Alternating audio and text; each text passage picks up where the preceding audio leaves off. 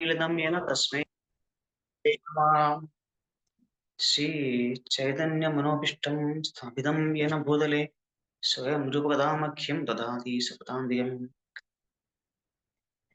देहं श्रीगुरो श्रीयुतपदकमलं श्रीगुरुं वैष्णवांश्च श्रीरूपं साग्रजातं सहगणरघुनाथानितं तं सजीवं साद्वैतं सावधूतं पर्यन्सहितं कृष्णचैतन्यदेवं श्रीराधाकृष्णपादान् सहगणललिता श्रीविशाखानितांशम् नमो विष्णुपादाय कृष्णप्रेष्ठाय भूतले श्रीमते भक्तिवेदान्त स्वामिने नमस्ते सारस्वती देवे गौरवाणी प्रचारणे निर्विशेष शून्यवादी पाशाद्य देशधारणे हे कृष्ण करुणा सिंधु दीनबंधु जगतपति गोपेश गोपिका कांत राधा कांत नमस्ते तप्त कांचन गौरांगी राधे वृंदावनेश्वरी वृषभानुसुते देवी प्रणमामि हरिप्रिये वाञ्छाकल्पतरुभ्यश्च कृपा सिन्धुभ्यः च पतितानां पावनेभ्यो वैष्णवेभ्यो नमो नमः जय श्री कृष्ण चैतन्य प्रभु नित्यानंद श्री अद्वैत गदाधर श्रीवासादि गौर भक्त वृंदा हरे कृष्ण कृष्ण कृष्ण हरे राम राम राम हरे हरे नमो महावदन्याय कृष्ण प्रेम प्रदायते कृष्णाय कृष्ण चैतन्य नाम्ने गौरतिशे नमः सौर्धुन्यश्चारुतीरे स्फुरितमतिबृहत् पूर्णपृष्ठावगात्रम् रम्या रामावृतं सन्मणिकनकमहास्वप्नसङ्गे परीदन् नित्यं प्रत्यालयोदित प्रणिल कृष्ण संकीर्तनाट्यं श्री वृंदाडवि अभिन्नं जगदनुपमं श्रीनवद्दीपमेडेन श्रीमन्मौक्तिकधाम बद्धजुगरं सुस्मेरचन्द्राननं श्रीगन्धागुरुचारुचित्रवसनं श्रद्दिव्यभूषाञ्जितं हर्तावेशरसानुमोदमधुरं कन्दर्पवेशोज्जलं चैतन्यं कनकद्युतिं निजजनैः संसेवमानं भजे എല്ലാ ഭക്തന്മാർക്കും എൻ്റെ വിനീത പ്രണാമം. എല്ലാവർക്കും ഈ ഒരു ചൈതന്യ ചരിതാമൃതം ചർച്ചയിലേക്ക് സ്വാഗതം. നമ്മൾ ഇന്നിവിടെ നോക്കാൻ പോകുന്നത് ശ്രീ ചൈതന്യ ചരിതാമൃതം ആദിലീല അധ്യായം 17 ശ്ലോകം 91 മുതലാണ്. പഠിതേ ആയിലാസ്തവേ നൃസിംഹേര നാമ ശുനിയ അവിഷ്ടഹൈല പ്രഭു ഗൗരധാമ. പഠിതേ വായിക്കുന്നതിനിടയിൽ ആയില വന്നു സ്തവേ പ്രാർത്ഥനയിൽ നൃസിംഹര നരസിംഹ ഭഗവാന്റെ നാമ ദിവ്യനാമം ശുനിയ കേൾക്കുക ആവിഷ്ട നിമഗ്നനായി ഹൈല ആയിത്തീർന്ന പ്രഭു ഭഗവാൻ ഗൗരധാമ ശ്രീ ചൈതന്യ മഹാപ്രഭു. വിവർത്തനം. ശ്രീവാസ് ഠാക്കൂർ വിഷ്ണു സഹസ്രനാമം പാരായണം ചെയ്യുന്നതിനിടയിൽ നൃസിംഹനാമം വന്നു. നൃസിംഹനാമം കേട്ടതും മഹാപ്രഭു പൂർണ്ണമായും ഭാവമഗ്നായി തീർന്നു. ഭവാർത്ഥം. ശ്രീല പ്രഭുപാദ് കി ജയ്. ചൈതന്യമംഗളം മധ്യഖണ്ഡത്തിൽ ഈ സംഭവം ഇപ്രകാരം വർണ്ണിച്ചിരിക്കുന്നു. ശിവാസ് ഠാക്കൂർ അദ്ദേഹത്തിന്റെ പിതാവിന്റെ ശ്രാദ്ധം ആചരിക്കുന്നതിന്റെ ഭാഗമായി പതിവുള്ള വിഷ്ണു സഹസ്രനാമം ശ്രവണം ചെയ്തുകൊണ്ടിരിക്കുമ്പോൾ ആ രംഗത്തേക്ക് ഗൗരഹരി ആഗതനാവുകയും അദ്ദേഹവും വിഷ്ണുവിന്റെ സഹസ്രനാമങ്ങൾ കേൾക്കാൻ ആരംഭിക്കുകയും ചെയ്തു. അപ്രകാരം നൃസിംഹനാമം കേട്ടതും അവിടുന്ന് ചിന്താധീനാവുകയും തുടർന്ന് നൃസിംഹഭാവത്തിൽ ക്രുദ്ധനായി തീരുകയും ചെയ്തു. മഹാപ്രഭുവിന്റെ കണ്ണുകൾ ചുവക്കുകയും രോമങ്ങൾ എഴുന്നേറ്റ് നിൽക്കുകയും ശരീരം വിറയ്ക്കുകയും ചെയ്തു. അവിടുന്ന് മേഘഗർജനം പോലൊരു ശബ്ദം പുറപ്പെടുവിച്ച് പെട്ടെന്ന് തന്നെ അവിടുന്ന് ഒരു ഗത കയ്യിലെടുത്തു. എന്ത് അപരാധമാണ് ഞങ്ങളിപ്പോൾ ചെയ്തതെന്ന് അറിയില്ലല്ലോ എന്ന് ചിന്തിച്ച് ജനങ്ങൾ ഭയവിഹോലരായി. പക്ഷെ അപ്പോഴേക്കും മഹാപ്രഭു തന്റെ ചിന്തകൾ ക്രമീകരിച്ച് ശവമടക്കി ഇരിപ്പിടത്തിലിരുന്നു. അപ്പോൾ ശ്രീവാസ് ഠാക്കൂറിന്റെ ശ്രീവാസാങ്കലിലാണ് അല്ലെ മഹാപ്രഭുവിന്റെ ഒരുപാട് സമയം അദ്ദേഹം ചെലവഴിച്ചിരുന്നത്. തന്റെ അന്തരംഗ ഭക്തന്മാരുമായിട്ടുള്ള സമയം ചെലവഴിച്ചിരുന്നതും ദിവ്യനാമ സങ്കീർത്തനം നേരം വെളുക്കുവോളം അല്ലെങ്കിൽ ദിവസങ്ങളോളം മണിക്കൂറുകളോളം ഒക്കെ നിരന്തരമായി ചെയ്യേണ്ട സ്ഥലമാണ് ശ്രീവാസാങ്കൻ, ശ്രീവാസ് ഠാക്കൂറിന്റെ വീട്. അപ്പോൾ ചൈതന്യമംഗളം എന്ന് പറഞ്ഞ വേറൊരു ഗ്രന്ഥമാണ്. ചൈതന്യ ഭാഗവതം, ചൈതന്യമംഗളം, അങ്ങനെ മഹാപ്രഭുവിന്റെ ആ കാലഘട്ടത്തിൽ നിന്ന ഭക്തന്മാര് അദ്ദേഹത്തിന്റെ ജീവചരിത്രം അവരവരുടെ അനുഭവക്കുറിപ്പുകളിലൂടെ എഴുതിയിട്ടുണ്ട്. അതിലൊന്നാണ് ചൈതന്യമംഗളം. അതിന്റെ മധ്യഖണ്ഡത്തിൽ ഇങ്ങനെ പറയുന്നുണ്ട്. നമ്മൾ ചൈതന്യ ചരിതാമൃതത്തെ ആദിലീല, മധ്യലീല, അന്ത്യലീല എന്ന് പറയും പോലെ ഇതിലും ഇങ്ങനെ ഓരോ ഖണ്ഡങ്ങൾ, മധ്യഖണ്ഡം എന്ന് പറയുന്ന ഒരു ഭാഗത്ത് ഇതിനെപ്പറ്റി നല്ല ഭംഗിയായിട്ട് എന്താ പറയാ വിശദീകരിക്കുന്നുണ്ട്. സുഭാഷ് ഠാക്കൂർ അതിന്റെ പിതാവിന്റെ ശ്രാദ്ധം നടത്താനായിട്ട്, അല്ലെ പണ്ട് കാലങ്ങളിൽ അങ്ങനെയൊക്കെയാണ്. ശ്രാദ്ധം എന്ന് വെച്ചാൽ ഒരു ചടങ്ങ്, ശരിക്കും വിഷ്ണുപ്രീതിക്ക് വേണ്ടി ചെയ്യുന്ന ഒരു ചടങ്ങുകളൊക്കെ ആയിരുന്നു അതൊക്കെ. പിന്നീട് ഇപ്പം വെറും ചടങ്ങുകളായിട്ട് മാറിയത്, അല്ലെ, എന്തോ കാട്ടിക്കൂട്ടുകൾ മാത്രമായിട്ട് മാറുന്നൊരവസ്ഥ. എന്തിനാണ് ഇത് ചെയ്യുന്നതെന്നോ അല്ലെങ്കിൽ അതിന്റെ ലക്ഷ്യം എന്താണെന്നോ ഒന്നും പലർക്കും അറിയില്ല. അന്നൊക്കെ ആണെങ്കിൽ ഭഗവാന്റെ നാമസങ്കീർത്തനം അല്ലെങ്കിൽ ഭഗവാന്റെ വിഷ്ണു സഹസ്രനാമം ഇതൊക്കെയാണ് അതിൽ ജപിക്കുന്നത് പ്രധാനമായിട്ടും, അല്ലെ. എന്തൊക്കെ കർമ്മങ്ങൾ നമ്മൾ അനുഷ്ഠിച്ചാലും അത് പൂർണ്ണതയിലെത്തണമെങ്കിൽ അതിൽ ഭഗവാൻ ഹരിയുടെ തിരുനാമങ്ങൾ ഉറക്കെ ജപിച്ചെങ്കിൽ മാത്രമേ അതിന് പൂർണ്ണമായ ഫലം കിട്ടുള്ളൂ. അഥവാ നമ്മൾ ചെയ്യുന്ന കർമ്മങ്ങളിൽ എന്തെങ്കിലും പിഴവുണ്ടെങ്കിൽ തന്നെ ഹരിയുടെ തിരുനാമങ്ങൾ ജപിക്കുന്നത് മൂലം ആ പിഴവുകളെല്ലാം പരിഹരിക്കപ്പെടുന്നെന്നും ശാസ്ത്രങ്ങൾ പറയുന്നുണ്ട്. പക്ഷെ ഇന്ന് പലർക്കും ഇതിനെപ്പറ്റിയൊന്നും അറിയില്ല. നമുക്കിനെ അറിയാം നാട്ടിലല്ലേ, എന്തൊക്കെയോ ഉള്ള ഒരു കാട്ടിക്കൂട്ടൽ ബഹളമാണ്. ചിലരുണ്ട് തിരുമേനി ഈ 16 അടിയന്തരം ഒരു 5നോ 6നോ അല്ലെങ്കിൽ 10നോ നടത്താൻ പറ്റുമോ എന്ന് ചോദിക്കുന്ന ആൾക്കാർ വരെയുണ്ട്. അതിനെപ്പറ്റിയൊന്നും അറിയില്ല ആൾക്കാർക്ക് അതിനെപ്പറ്റി വലിയ വിവരമൊന്നും ഇല്ല. അത് കലിയുഗത്തിന്റെ ഒരു പ്രഭാവമാണെന്ന് വേണമെങ്കിൽ പറയാം നമുക്ക്. ആർക്കും അതിന് സമയവുമില്ല, വിശ്വാസവും ഇല്ല. അങ്ങനത്തെ കുറെ ആൾക്കാരാണ് നമ്മുടെ സമൂഹം. പക്ഷെ ഇതിലെല്ലാം ആത്യന്തികമായിട്ട് ഭഗവാൻ വിഷ്ണുവിനെ പ്രീതിപ്പെടുത്തുക എന്നുള്ളതാണ് ഇതിന്റെയൊക്കെ ലക്ഷ്യം. അതിനുവേണ്ടിയാണ് അവിടെ നാമജപവും ഒക്കെ വയ്ക്കുന്നത്. ഇപ്പൊ ഇവിടെ ഈ ശ്രാദ്ധം ചെയ്യുന്ന ആ ദിവസം തന്നെ വിഷ്ണു സഹസ്രനാമം 3-ാമത്തെ ശ്ലോകം നമുക്കറിയാം, എല്ലാവർക്കും അറിയാം അല്ലെ. നാരസിംഹ വപു ശ്രീമാൻ എന്ന് പറഞ്ഞൊരു ഇതുണ്ട്. നാരസിംഹ വപു ശ്രീമാൻ കേശവ പുരുഷോത്തമ എന്ന് പറയുന്ന ഒരു 13-ാമത്തെ ശ്ലോകം വരുന്നുണ്ട്. അപ്പൊ നാരസിംഹ വപു അല്ലെ, നരസിംഹ പകുതി നരനും പകുതി സിംഹമായിട്ടുള്ള ഒരു രൂപം, ദിവ്യമംഗള രൂപം ഭഗവാന്റെ. അങ്ങനെ നാമത്തെ പറ്റി പറയുന്നുണ്ട് വിഷ്ണു സഹസ്രനാമത്തിൽ. അപ്പൊ ഈ നാമം കേട്ടുടനെ ശ്രീ ചൈതന്യ മഹാപ്രഭു സ്വയം മറന്നു. നരസിംഹ ആവേശം വന്നത്. നരസിംഹം അദ്ദേഹം തന്നെയാണല്ലോ നരസിംഹം, അല്ലെ. നരസിംഹ ഭഗവാൻ അദ്ദേഹം തന്നെയാണ്, വരാഹമൂർത്തി അദ്ദേഹം തന്നെ, എല്ലാം കൃഷ്ണൻ തന്നെ അല്ലേ. ചൈതന്യ മഹാപ്രഭു കൃഷ്ണൻ തന്നെയാണ്, ജഗന്നാഥ സ്വാമി കൃഷ്ണൻ തന്നെയാണ്, അല്ലെ. ശ്രീകൃഷ്ണ ശ്രീഗൗര ശ്രീ ജഗന്നാഥ്, അല്ലെ. ആ മഹാപ്രഭു തന്നെയാണ് ജഗന്നാഥ്, ജഗന്നാഥ് തന്നെയാണ് കൃഷ്ണൻ, കൃഷ്ണൻ തന്നെയാണ് നരസിംഹൻ, എല്ലാം ഭഗവാൻ തന്നെയാണ്. അപ്പോ ഭഗവാൻ പെട്ടെന്ന് ആ ഒരു നരസിംഹമൂർത്തിയുടെ ഭാവത്തിലേക്ക് പോയി. പക്ഷെ ഗൗരംഗ മഹാപ്രഭുവിന്റെ ഭാവം അതല്ല, അല്ലെ.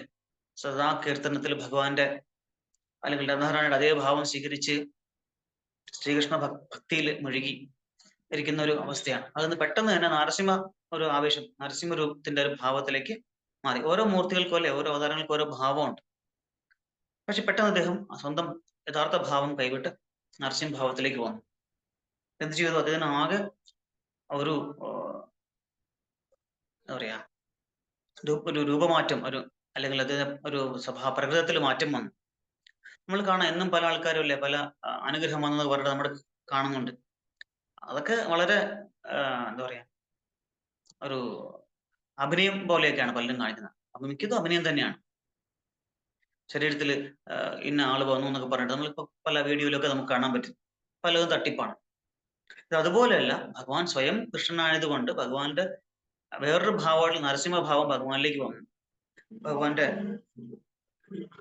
എന്താ പറയാ, ഭഗവാന്റെ കണ്ണ് ചുമക്കുകയും രോമങ്ങളൊക്കെ എഴുന്നേറ്റ് നിൽക്കുകയും ആകെ വേറൊരു നരസിംഹ ഒരു അനുഗ്രഹം വന്ന ഒരു, നമ്മൾ പറയും നാട്ടിൽ തിരുവനന്തപുരത്തൊക്കെ പറയും അനുഗ്രഹം വന്നു പറയും. അങ്ങനെ ഒരു പ്രത്യേക ഒരു ഇതിലേക്ക് ഭഗവാൻ വരികയാണ്. ഇത് കണ്ട് അവിടെയുള്ള ആൾക്കാർക്ക് ഭയന്നു പോയി. എന്തുകൊണ്ട് ഭഗവാൻ ഇത്ര പെട്ടെന്ന് ഇങ്ങനെ ക്രുദ്ധനാവാൻ കാരണം? ഭഗവാൻ നമ്മൾ എന്താ തെറ്റ് ചെയ്തത് എന്നുള്ളൊരു ആശങ്കയിൽ ഇവരെല്ലാം ഇരിക്കുകയാണ്. ശ്ലോകം 92. നൃസിംഹാവേശേ പ്രഭു ഹാത്തെ ഗതലന പാഷണ്ഡീമാരിതേയായ നഗരേതായ. നൃസിംഹാവേശം പ്രഭു ഭഗവാൻ ഹാത്തെ കയ്യിൽ ഗത ലന എടുക്കുക, പാഷണ്ഡി നിരീശ്വരവാദികൾ മാരിതെ വധിക്കാൻ പോവുക, നഗരത്തിൽ ദായിയ ഓടുക. വിവർത്തനം. നൃസിംഹ ഭാവ്യാവേശത്തിൽ മഹാപ്രഭു നാസ്തികരെയെല്ലാം വധിക്കുവാനായി കയ്യിൽ ഗതയുമായി തെരുവുകളിലൂടെ ഓടി. ഇവിടെ അദ്ദേഹം ശത്രുക്കളാരാണ്? അവിടെ നാസ്തികനായിട്ടുള്ള ഒരു ഹിരണ്യകശിപു ആയിരുന്നെങ്കിൽ ഇവിടെ അല്ലെ നാസ്തികന്മാർ മാത്രമേ ഉള്ളൂ, ഭക്തന്മാർ വളരെ കുറവ് കലിയുഗത്തില്. കൊല്ലണമെങ്കിൽ എല്ലാവരെയും കൊല്ലേണ്ടി വരും. ഹിരണ്യകശിപു ഹിരണ്യകശിപു എന്ന് ആയിരുന്നല്ലേ ഭഗവാന്റെ വിരോധിയായിട്ട്, ഭഗവാൻ സ്വയം ഭഗവാനായിട്ട് ഈ പരമേശ്വരനായിട്ടുള്ള പരമപുരുഷനായിട്ടുള്ള ഭഗവാനെ മറന്ന് സ്വയം ഈശ്വരനായിട്ട് ലോകം അടക്കി വാഴാൻ ആഗ്രഹിച്ചിരുന്ന ഒരു വ്യക്തിത്വമായിരുന്നു ഹിരണ്യകശിപു. ഇതിൽ ഹിരണ്യകശിപു എന്ന് പറഞ്ഞാല് നമ്മളെപ്പോഴും പറയാറുണ്ട്, എല്ലാ സംസ്കൃതത്തിലെ പേരുകൾക്കും പ്രത്യേക അർത്ഥം ഉണ്ടെന്ന്. ഹിരണ്യകശിപുവിന്റെ അർത്ഥം എത്ര പേർക്ക് അറിയാം? ആർക്കെങ്കിലും പറയാമോ?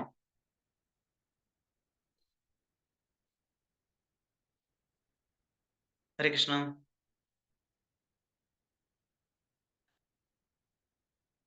ആരുമില്ലേ?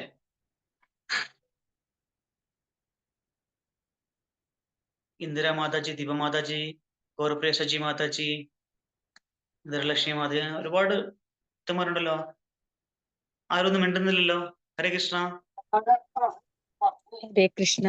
കിടക്കയിൽ ശയിക്കാൻ ആഗ്രഹിക്കുന്നു, അങ്ങനെയാണോ? ഹിരണ്യം എന്ന് വെച്ചാൽ സ്വർണം അല്ലെ? സ്വർണത്തിൽ സ്വർണമെത്ത എന്ന് വെച്ചാല് ഭൗതിക ആസ്വാദനത്തിന്റെ ഏറ്റവും അങ്ങേയറ്റം എന്നർത്ഥം. കേവലം സ്വർണ്ണക്കിടക്കെന്ന് മാത്രം അർത്ഥമാക്കണം. അതിന് വലിയൊരു വിശാലമായിട്ടൊരു അർത്ഥമുണ്ട്. വിശാലമായിട്ട് ചിന്തിച്ചു കഴിഞ്ഞാല് ഭൗതിക ആസ്വാദനത്തിന്റെ അങ്ങേയറ്റം അല്ലെ, അത് അങ്ങനെയാണ് ഉദ്ദേശിക്കുന്നത്. അപ്പോൾ ഭൗതിക ആസ്വാദനത്തിന്റെ അങ്ങേയറ്റം മതിമറന്ന്, ഈശ്വരനെ മറന്ന് സ്വയം സ്വന്തം ജീവാത്മാവിന്റെ സ്വന്തം അവസ്ഥയെ എന്താ പറയാ മതിമറന്ന് ഇന്ദ്രിയാസ്വാദനത്തിന് പുറകെ പോകുന്ന എല്ലാ ജീവാത്മാക്കളും ആര് തന്നെയാണ്? ഹിരണ്യകശിപുക്കൾ തന്നെയാണ്.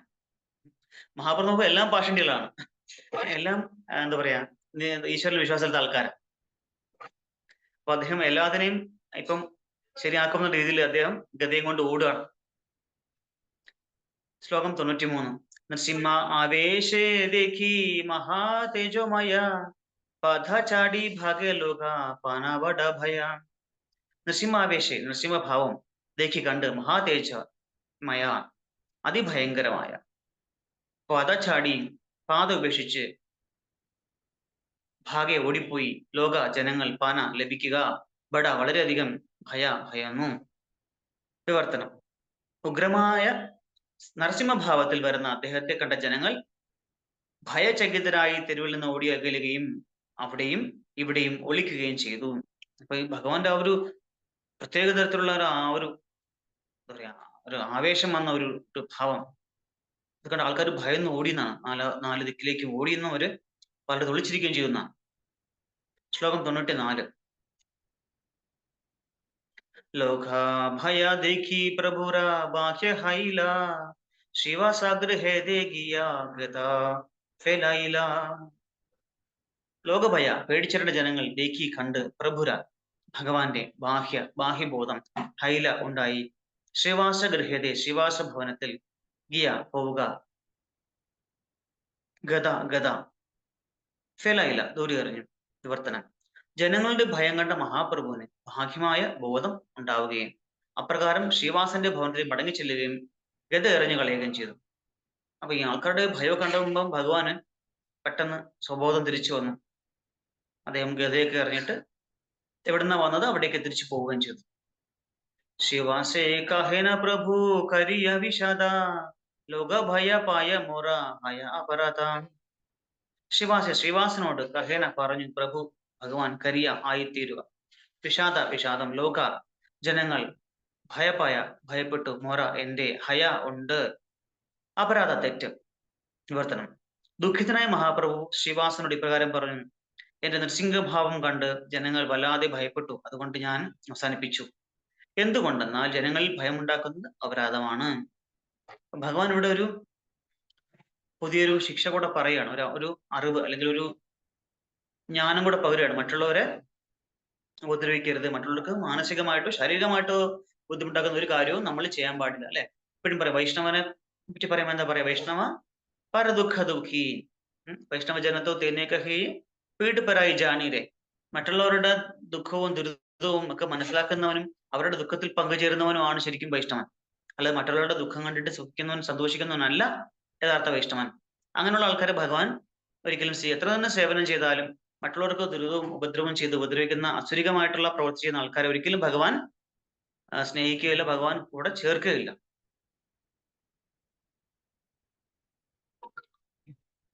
ശ്ലോകം 96. ശ്രീവാസ ബാലനെ ഏ തോമാര നാമലയ താര കൊടി അപരാധ സഭാഹയക്ഷയ. ശിവാസ് ബാലന, ശിവാസ് പറഞ്ഞു, ഏതൊരാളും തൊമര അങ്ങയുടെ ദിവ്യനാമം ലയ സ്വീകരിക്കുക, താര അയാളുടെ കോടി കോടി അപരാധങ്ങൾ, സഭ എല്ലാം ഹയ ആയിത്തീരുന്നു, ക്ഷയ തുടച്ചിരിക്കപ്പെടുന്നു. വിവർത്തനം. ശിവാസ് ഠാക്കൂർ മറുപടി പറഞ്ഞു, അങ്ങയുടെ ദിവ്യനാമം സ്വീകരിക്കുന്ന ഏതൊരാളും കോടിക്കണക്കിന് അപരാധങ്ങൾ തൽക്ഷണം ഇല്ലാതാകുന്നു. ഭഗവാന്റെ തിരുനാമങ്ങള് ആരൊക്കെ ജപിക്കുന്നുവോ ഈ കലിയുഗത്തില് അയാള് സകല പാപങ്ങളിൽ നിന്നും, അല്ലെ, കൃഷ്ണൻ തന്നെ പറയുന്നുണ്ട് അല്ലെ, അഭിജേഷു ദുരാചാരോ സാധുരേവ സമന്തവ്യ. ആരൊക്കെ എത്ര തന്നെ മഹാപാപം ചെയ്യുന്നവനായാലും ഭഗവാനുമായിട്ടുള്ള സംസർഗം വരുമ്പോഴത്തേക്കും, ഭഗവത് നാമം ജപിക്കുമ്പോഴോ അല്ലെങ്കിൽ ഭഗവാന്റെ ഭക്തന്മാരുടെ സത്സംഗ നിരന്തരം വരുന്ന സമയത്ത് എത്ര ദുഷ്ടനായാലും ദുരാചാരിയായാലും അയാൾ ഒരു സദ്ഗതിയെ പ്രാപിക്കും, നല്ലൊരു അവബോധത്തിലേക്ക് വരും എന്നാണ് പറയുന്നത്. അതിനൊരു ഉദാഹരണം പറയാം. ഭഗവാന്റെ തിരുനാമത്തിന് അഗ്നി പോലെയാണ് തിരുനാമം. അത് എല്ലാ ദോഷങ്ങളെയും എരിച്ച് കളയും, അല്ലെ. അഗ്നി എങ്ങനെയാണ്? അഗ്നി അതിലൂടെ നല്ല വസ്തുക്കൾ മാത്രമോ അല്ലെങ്കിൽ ഞാൻ എന്താ പറയാ നെയ്യ് മാത്രം അല്ലെങ്കിൽ സുഗന്ധദ്രവ്യം മാത്രമേ എരിച്ചു കളയുമെന്ന് പറയുന്നില്ല, അല്ലെ. എന്ത് നിങ്ങൾ ഇട്ടുകൊടുത്താലും അതിനെല്ലാം അഗ്നി ദഹിപ്പിച്ച് അതിന് ഭസ്മാക്കി. അതുപോലെ നമ്മുടെ കർമ്മങ്ങളെയും അങ്ങനെ എരിച്ചു കളയാൻ. അപ്പോ ഒരു കാര്യം, ഈ നനഞ്ഞ വിറക്, അല്ലെ, നനഞ്ഞ വിറകിനെ എപ്രകാരമാണ് ഒരു എന്താ പറയാ അഗ്നി എങ്ങനെയാണ് എരിച്ചു കളയുന്നത്? നമ്മളൊക്കെ നനഞ്ഞ വിറകുകളാണ് വേണമെങ്കിൽ പറയാം. ഒരുപാട് കർമ്മദോഷങ്ങൾ, എല്ലാം നമ്മുടെ അനർത്ഥങ്ങൾ, മൊത്തം അനർത്ഥങ്ങൾ മാത്രമേ ഉള്ളൂ, അല്ലെ. കാമക്രോധ ലോപം മത മാത്സര്യങ്ങൾ മാത്രമേ ഉള്ളൂ. അതൊക്കെ എത്ര നമുക്ക് തന്നെ സ്വയം ചിന്തിച്ചു നോക്കറിയാം നമ്മൾ എത്രത്തോളം പരിശുദ്ധരാണ്, നമ്മുടെ ചിന്തകൾ എന്തൊക്കെയാണ്. നമ്മൾ അസൂയുള്ള ആൾക്കാർ ഒരിക്കലും ഭഗവാൻ ഇഷ്ടപ്പെടില്ല, കൂടെ ചേർക്കില്ല ഭഗവാൻ. അനസൂയവേ എന്ന് പറഞ്ഞിട്ടാണ്, അല്ലെ. അസൂയ ഇല്ലാത്തതുകൊണ്ടാണ് അർജുനന് ഈ പരമമായ ഉപദേശം കൊടുത്തത് ഭഗവാൻ. പരമഗുഹ്യമായിട്ടുള്ള ജ്ഞാനം കൊടുത്തത് അദ്ദേഹം. അനസൂയവേ എന്ന് പറഞ്ഞാണ്, അസൂയ ഇല്ലാത്തവനായതുകൊണ്ടാണ്. അല്ലാതെ അസൂയാലുക്കൾക്ക് ഒരിക്കലും ഭഗവാനെ മനസ്സിലാക്കുവാനോ ഭഗവാന്റെ പറ്റുള്ള ജ്ഞാനം ലഭിക്കാനോ ഭഗവാനെ ശരണം പ്രാപിക്കാനോ ഒരിക്കലും സാധ്യമല്ല. അപ്പോ എങ്കിലും ഭഗവാന് അറിഞ്ഞോ അറിയാതെ ശരണം പ്രാപിച്ച് സത്സംഗത്തിലെത്തി ഭഗവാൻ നാമം ജപിച്ച് തുടങ്ങിക്കഴിഞ്ഞാല് എപ്രകാരമാണോ ഒരു അഗ്നി ഒരു നനഞ്ഞ വിറകിനെ അതിന്റെ തന്നെ ചൂട് കൊണ്ട് അതിനെ ഉണക്കി എരിക്കുന്ന പോലെ, ശ്രദ്ധിക്കണം, നമുക്ക് എന്തുമാത്രം ദുരിതങ്ങൾ അല്ലെങ്കിൽ നമ്മുടെ ജന്മകർമ്മ ദോഷങ്ങളും പ്രവൃത്തി ദോഷങ്ങളും ഒക്കെ ഉണ്ടെങ്കിൽ തന്നെയും ഭഗവാന്റെ തിരുനാമമായിട്ട് സമ്പർക്കത്തിൽ വരുമ്പോൾ അല്ലെങ്കിൽ ഭക്തന്മാരുടെ സമ്പർക്കത്തിൽ വരുമ്പോ എന്തായാലും നമ്മൾ ഓട്ടോമാറ്റിക്കലി ഭഗവാന്റെ നാമം ജപിക്കും, കേൾക്കും. അപ്പൊ ശ്രവണ കീർത്തനം കൊണ്ട് നമ്മുടെ ഈ ദുരിതങ്ങളൊക്കെ ആകുന്ന ആ ഒരു നനവുണ്ടല്ലോ, അതൊക്കെ ഈ നാമം വലിച്ചെടുത്ത് ഫ്രൈ ആക്കിയിട്ട് നമ്മളെ ഉണക്കി എന്താ പറയാ ആ വിറകിനെ കത്തി എരിയാൻ യോഗ്യമാക്കി മാറ്റും എന്ന് പറയുമ്പോൾ നമുക്ക് എന്തൊക്കെ ദോഷം ഉണ്ടെങ്കിലും നമ്മൾ ഈ ഹരിനാമം ഭഗവാൻ തിരുനാമം ജപിക്കുന്നതിലൂടെ അയാൾ കോടാനുകോടി ജന്മങ്ങൾ ചെയ്ത ദുരിതങ്ങളും അതിന്റെ പ്രതിപ്രവർത്തനങ്ങളും ഒക്കെ കർമ്മ റിയാക്ഷനും ഒക്കെ ആ തിരുനാമം നമ്മളെ കരകയറ്റും, നമ്മളെ രക്ഷിക്കും. ഇതാണ് ഇവിടെ ശിവാസ് ഠാക്കൂർ പറയുന്നത്. അങ്ങയുടെ തിരുനാമം നമ്മളെ ഏത് വ്യക്തിയും കലിയുഗത്തിൽ, പ്രത്യേകിച്ചും കലിയുഗത്തിൽ തിരുനാമത്തിന് എപ്പോഴും ഫലമുണ്ട്. പക്ഷെ കലിയുഗത്തിന്റെ യുഗധർമ്മമായതുകൊണ്ട്, ഏകമാത്ര ആശ്രയമായതുകൊണ്ട് കലിയുഗത്തിൽ ഈ ഹരിനാമത്തിന് വളരെയധികം പ്രാധാന്യമുണ്ട്. അതാണ് എടുത്തു പറയുന്നത്. അതുപോലെ തന്നെയാണ് വേറൊരു സോദരൻ മഹാരാജ പറയുന്നുണ്ട്, ഒരു ചെറിയ തീപ്പൊരി എങ്ങനെയാണ് ഒരു മുറിയിൽ നിറച്ചിരിക്കുന്ന പഞ്ഞിക്കെട്ടുകളെ കത്തിയിരിക്കുന്നത്, അതുപോലെ ഭഗവാന്റെ ഒരു രണ്ടക്ഷരമുള്ള ചെറിയ നാമം മതി അത് മൊത്തം കർമ്മഭാരങ്ങൾ എരിച്ചു തീർക്കാനായിട്ടെന്നും പറയും. പിന്നെ ചെറിയൊരു ഗുളിക, നമുക്ക് അസുഖം വരുമ്പോ അല്ലെ, പനി വരുമ്പോഴൊക്കെ നമ്മൾ അല്ലെ ചെറിയ ഗുളിക കഴിക്കാം നമ്മൾ, അല്ലെ. ഇത്രയും വലിയ ശരീരത്തിൽ നമ്മൾ ചെറിയൊരു ഗുളിക കഴിക്കുന്ന അസുഖം, ഏത് അസുഖമായി ആ ഒരു ചെറിയ ഗുളിക കൊണ്ട് നമ്മുടെ അസുഖങ്ങൾ മൊത്തം അല്ലെ സാധാരണഗതിയിൽ മാറാറുണ്ട്, ചെറിയ ഗുളിക കൊണ്ട്. അപ്പോ ഈ ചെറിയ ഗുളിക കൊണ്ട് എങ്ങനെയാണ് നമ്മുടെ അസുഖങ്ങൾ മാറുന്നത്, അതുപോലെ ഭഗവാന്റെ തിരുനാമം അല്ലെ? ഈ ഷോഡശ മന്ത്രം കൊണ്ട് കൃഷ്ണ, ഹരേ, രാമ എന്നുള്ള ഈ നാമങ്ങൾ കൊണ്ട് മാത്രം നമ്മുടെ ഇത്രയും കുന്നുകണക്കിന്, അല്ലെങ്കിൽ നമുക്ക് അറിയാൻ പറ്റില്ല, നമ്മൾ കാണുന്നത് നമ്മൾ അനുഭവിക്കുന്ന വളരെ ചെറിയൊരു എന്താ പറയാ, വളരെ ചെറിയൊരു ഭാഗം കർമ്മം മാത്രമേ നമ്മൾ അനുഭവിക്കുന്നുള്ളൂ. നമ്മൾ പറയുന്നുണ്ട്, അല്ലയോ ഭഗവാനെ എനിക്കെന്തിനാ ഇത്രയും വലിയ കർമ്മം തന്നു, ഭഗവാനെ എനിക്കെന്ത് ദുരിതം തന്നു, നമ്മൾ ഭഗവാനെ കുറ്റപ്പെടുത്താറുണ്ട്. പക്ഷേ നമ്മൾ ചെയ്തു വച്ചിട്ടുള്ള കർമ്മങ്ങളെ നോക്കി കഴിഞ്ഞാൽ ഇതൊന്നും അല്ല നമുക്ക് തരേണ്ടത്. ഭഗവാന്റെ കൃപ കൊണ്ട് കുറച്ച് റിബേറ്റും ഡിസ്കൗണ്ട് ഒക്കെ ഇട്ട് ഭഗവാൻ കുറച്ച് ഇൻസ്റ്റാൾമെന്റ് ആയിട്ട് തരുന്നത് മാത്രമേ ഉള്ളൂ. നമ്മൾ കാണുന്ന മഞ്ഞുമലയുടെ ഒരു അറ്റം മാത്രമാണ്. ഹിമാലയുടെ യഥാർത്ഥ വലിപ്പം ബാക്കി എന്താ പറയാ, 3/4 ഭാഗം വെള്ളത്തിനടിയിലാണ്, നമ്മൾ കാണുന്നില്ല അത്. ഭഗവാന്റെ കൃപ കൊണ്ട് കുറച്ചായിട്ട് തരുന്നത് മാത്രമേ ഉള്ളൂ. ഭഗവാന്റെ കൃപ കൊണ്ടാണ് നമുക്ക് വലിയ ദുരിതങ്ങളൊന്നും വരാത്ത.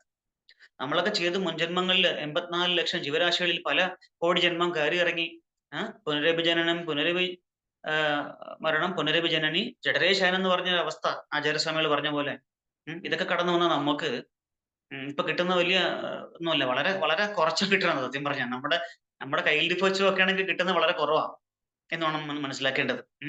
അങ്ങനെ ഈ ഭഗവാന്റെ തിരുനാമം ആര് ജപിക്കുന്നോ അവർക്ക് ഈ ഭൗതിക ബന്ധനങ്ങളിൽ നിന്നൊക്കെ, എല്ലാ പാപങ്ങളിൽ നിന്നും, പാപ പ്രതികരണങ്ങളിൽ നിന്നും, അല്ലെ? ഭഗവാൻ കൃഷ്ണൻ തന്നെ പറയുന്നുണ്ടല്ലേ, സർവധർമാൻ പരിത്യജ്യ മാമേകം ശരണം വ്രജ അഹം ത്വാ സർവപാപേഭ്യോ മോക്ഷയിക്ഷാമി മാ ശുച. എന്താ പറയാ, നീ ദുഃഖിക്കണ്ട, ഡോൺ വറി എന്നാണ് കൃഷ്ണൻ പറയുന്നത്. എന്താണ്? എല്ലാ ധർമ്മങ്ങളും ഉപേക്ഷിച്ച് എന്നെ ശരണം പ്രാപിക്കൂ, നിന്റെ എല്ലാ പാവപ്രതികരണങ്ങളും ഞാൻ നിന്നെ മോക്തി തരാം, നീ വിഷമിക്കണ്ട, ദുഃഖിക്കണ്ട എന്ന് ഭഗവാൻ പറയാ. ശ്ലോകം 97. अपराध नाही कैले लोकेरा निस्तारा ഏതോ മാ ദേഖിയ താര ചുടില സംസാര. അപരാധം നാഹി ഇല്ല, കൈലേ ചെയ്തു, ലോകേര ജനങ്ങളുടെ, നിസ്താര മോക്ഷം ഏതൊരുവനും, ത്വമ അങ്ങയുടെ, ദേഖില കണ്ടു, താര അവന്റെ, ചുടില സ്വതന്ത്രനാവുക, സംസാര ഭൗതിക ബന്ധനം വിവർത്തനം. നൃസിംഹദേവനെ അങ്ങ് പ്രത്യക്ഷപ്പെട്ടതിൽ യാതൊരു അപരാധവും ഉണ്ടായിരുന്നില്ല. അങ്ങയെ ആ ഭാവത്തിൽ കണ്ട ഏതൊരുവനും തൽക്ഷണം ഭൗതിക ബന്ധത്തിൽ നിന്ന് മുക്തനായിത്തീരുന്നു. നമ്മൾ പറയാറുണ്ട് അല്ലെ, നരസിംഹ ഭഗവാനാണ് നമ്മൾ എപ്പോഴും പറയാറില്ലേ, ശുദ്ധഭക്തി വിഘ്ന വിനാശന നരസിംഹദേവ് ഭഗവാനിക്ക് ചെയ്യുന്നു.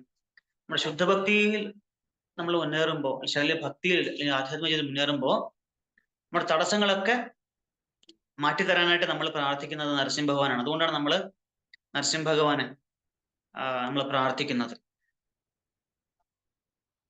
എപ്പോഴും, അല്ലെ? നരസിംഹ പ്രേയറും ഒക്കെ സന്ധിക്കും ഒക്കെ നമ്മൾ പ്രാർത്ഥിക്കുന്നത് അതുകൊണ്ടാണ്.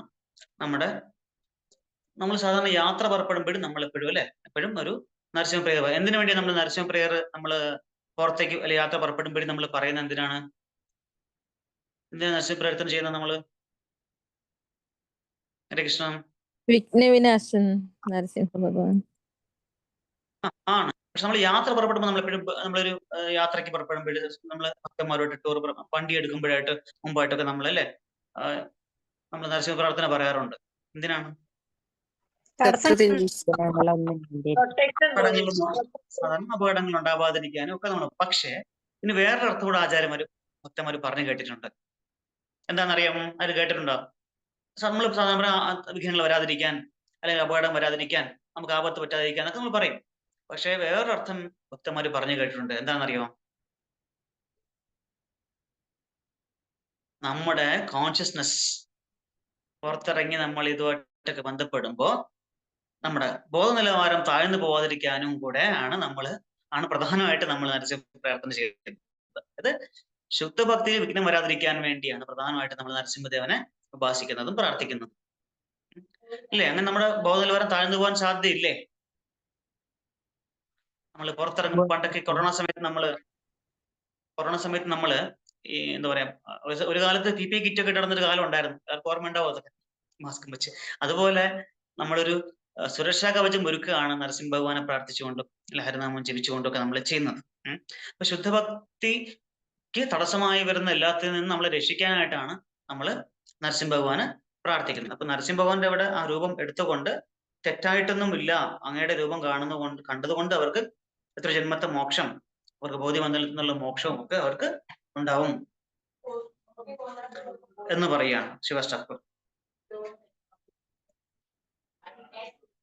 ശ്ലോക 98. ഏതബലി ശ്രീവാസ കരില സേവന തുഷ്ടഹായ പ്രഭു ആയില്ല അപ്പന ഭവന. വിവർത്തനം.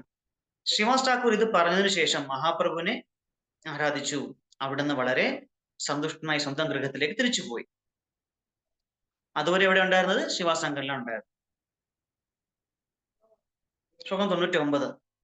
ആരാധീന ശിവഭക്ത ശിവഗുണഗായ പ്രഭുര അംഗനെ നാച്ചേ ഠമരു ബജായ. മറ്റൊരു ദിവസം ഒരു ശിവഭക്തൻ പരമശിവന്റെ ഗുണങ്ങൾ കീർത്തിച്ചുകൊണ്ട് മഹാപ്രഭുവിന്റെ ഭവനത്തിലേക്ക് വരികയും ഠമരു വായിച്ചുകൊണ്ട് മുറ്റത്ത് നൃത്തം ചെയ്യുകയും ചെയ്തു. ശ്ലോകം 100. മഹേശ ആവേശ ഹൈല ശചിരനന്ദന താരസ്കന്ധെ ചാടി നൃത്യ കൈലാപ ഭൂഷണ. അപ്പോൾ മഹേശഭാവം സ്വീകരിച്ച മഹാപ്രഭു ആ ഭക്തന്റെ തോളുകളിൽ കയറുകയും ഇരുവരും ഒരുമിച്ച് വളരെ നേരം നൃത്തമാടുകയും ചെയ്തു. ഭാവാർത്ഥം ശ്രദ്ധിച്ചു കേൾക്കണം. ഈ ഭാവാർത്ഥം വളരെ പ്രാധാന്യമുള്ളതാണ്. ശ്രീല പ്രഭുപാദ് ശ്രീ ചൈതന്യ മഹാപ്രഭു മഹേശഭാവം പൂണ്ടു. കാരണം അവിടുന്ന് മഹേശനുമാണ്. അചിന്ത്യ ഭേദാഭേദ തത്വം അനുസരിച്ച് മഹാദേവൻ വിഷ്ണുവിൽ നിന്ന് ഭിന്നനല്ല. പക്ഷെ ശിവൻ വിഷ്ണുവുമല്ല. തൈര് പാൽ തന്നെയാണ്, അതേസമയം പാൽ അല്ല എന്നതുപോലെ തൈര് കുടിക്കുന്നതിലൂടെ പാലിന്റെ പ്രയോജനം ലഭിക്കില്ല. അതുപോലെ മഹേശ്വരനെ ആരാധിക്കുന്നതിലൂടെ മോക്ഷം ലഭിക്കില്ല. ഒരുവൻ മോക്ഷം ആഗ്രഹിക്കുന്ന പക്ഷം നിശ്ചയമായും വിഷ്ണു ഭഗവാനെ തന്നെ ഉപാസിക്കണം. ഇത് ഭഗവത്ഗീതയിൽ സ്ഥിരീകരിച്ചിട്ടുണ്ട്. 9.4. മത്സ്ഥാനി സർവഭൂതാനി ന ചാഹം തേഷവസ്ഥിത. എല്ലാം ഭഗവാനിൽ ശയിക്കുന്നു. കാരണം എല്ലാം അവിടുന്നിന്റെ ശക്തിവിശേഷങ്ങളാണ്. പക്ഷേ അവിടുന്ന് എല്ലാത്തിലും ഇല്ല. മഹാപ്രഭു ശിവഭാവം സ്വീകരിച്ചത് അസ്വാഭാവികമല്ല. പക്ഷേ ശിവനെ ആരാധിക്കുന്നവരുടെ മഹാപ്രഭുവിനെ ആരാധിക്കുന്നതായി വിചാരിക്കരുത്. അത് തെറ്റായി പോവും. അല്ലെ? പണ്ടുകാലം മുതൽ വളരെ ചരിത്രകാലം മുതലേ ഉള്ള ഒരു പ്രശ്നമാണ് ശൈവ വൈഷ്ണവ സംഘടനം. അല്ലെ?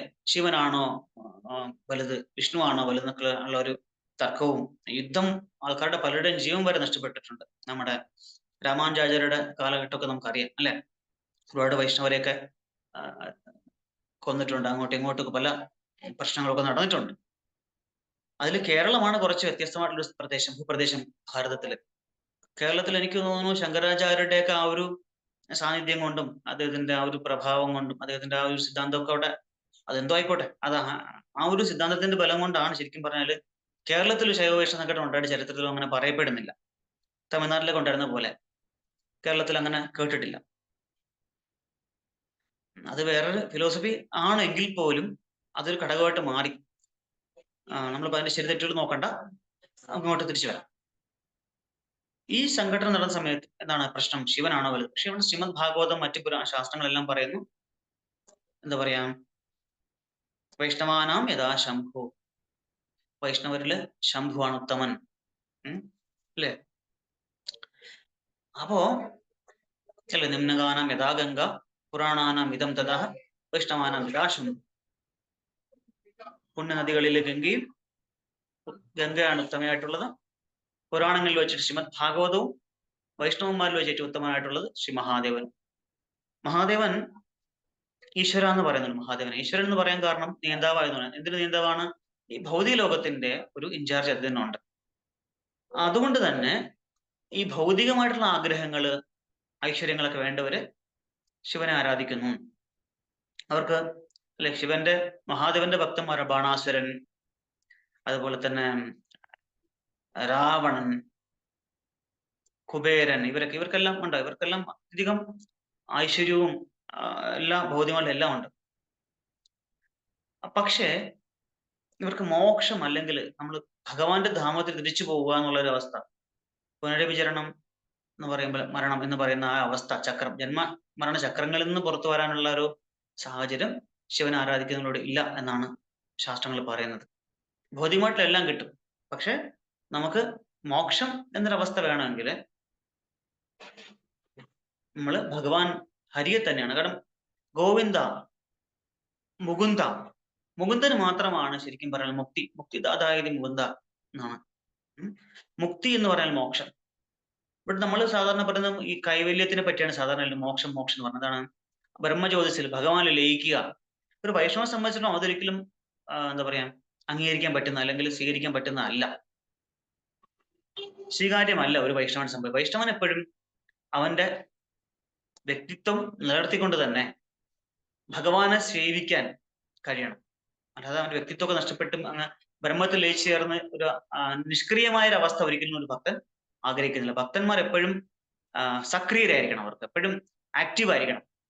ഭഗവാന്റെ സേവനം, തിരുനാമം ജപിക്കുക, ഭഗവാന്റെ അവദാനങ്ങൾ പാടുക, ഭഗവാന്റെ സേവനങ്ങൾ ചെയ്യുക, ഭഗവാന്റെ നാമ ലീല വിശേഷങ്ങൾ പാടുക, ഇതൊക്കെയാണ് അവരുടെ അല്ലെ മച്ചിത്ത മത്കൃത പ്രാണ ബോധയന്ത പരസ്പരം കഥയന്തശ്യമാം നിത്യം തുഷ്യന്തി ചാര മന്ദിച്ച.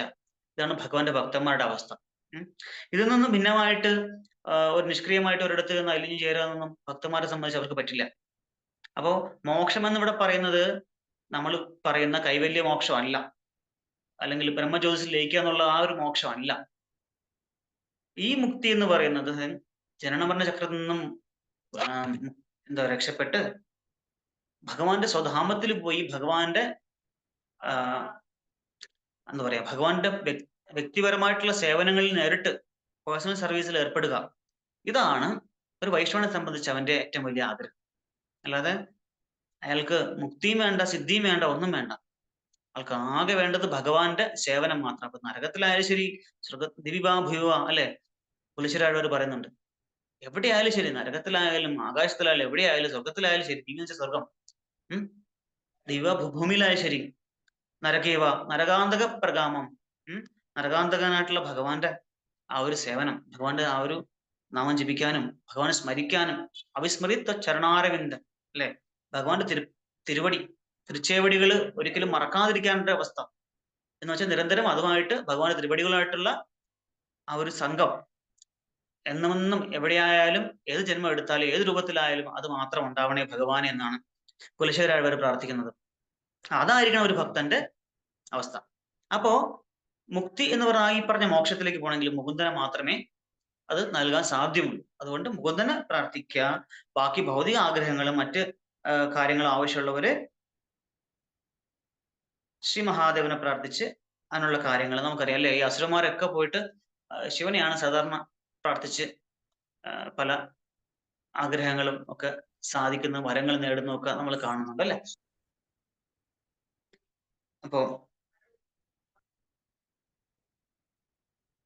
അപ്പൊ ശിവനും വിഷ്ണുവും ഒന്നാണോ എന്ന് ചോദിച്ചാൽ ശിവൻ ഭഗവാന്റെ വിഷ്ണുവിന്റെ ഗുണാവതാരം അല്ലെ, തമോഗുണ അവതാരമാണ്, ഗുണാവതാരം എന്ന് പറയുന്നത്.